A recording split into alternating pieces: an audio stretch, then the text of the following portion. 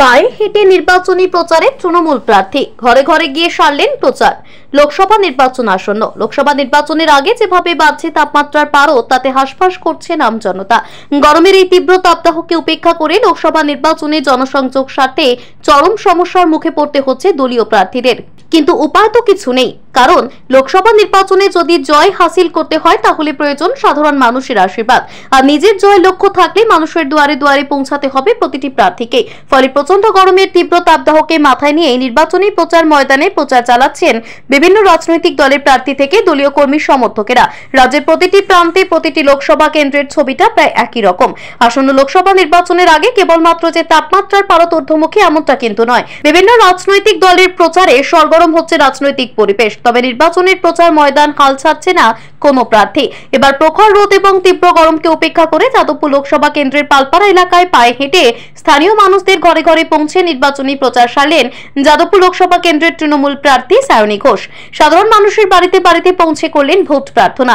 লোকসভা নির্বাচনকে সামনে রেখে নির্বাচনী প্রচার ময়দানে ক্রমশই ঝড় তুলছেন যাদবপুর লোকসভা কেন্দ্রের প্রতিটি রাজনৈতিক দলের প্রার্থীরা। ঠিক একই রকম ভাবে দিন সকাল সকাল দলীয় নেতৃত্ব এবং কর্মী সমর্থকদের নিয়ে পায়ে হেঁটে নির্বাচনী প্রচার সারলেন তৃণমূল প্রার্থী।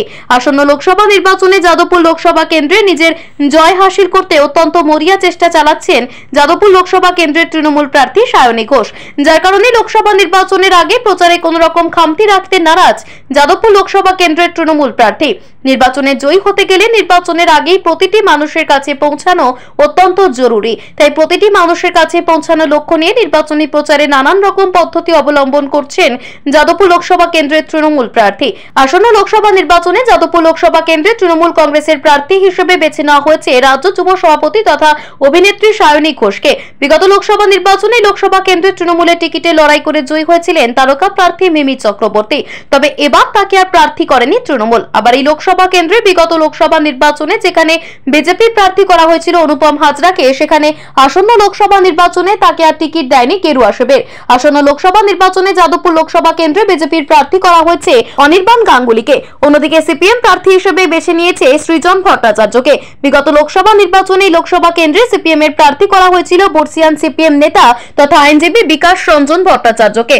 তবে বিগত লোকসভা নির্বাচনে হারের পর আসন্ন লোকসভা নির্বাচনে তাকে আর প্রার্থী করা হয়নি, বরং নিয়ে আসা হয়েছে তরুণ মুখকে।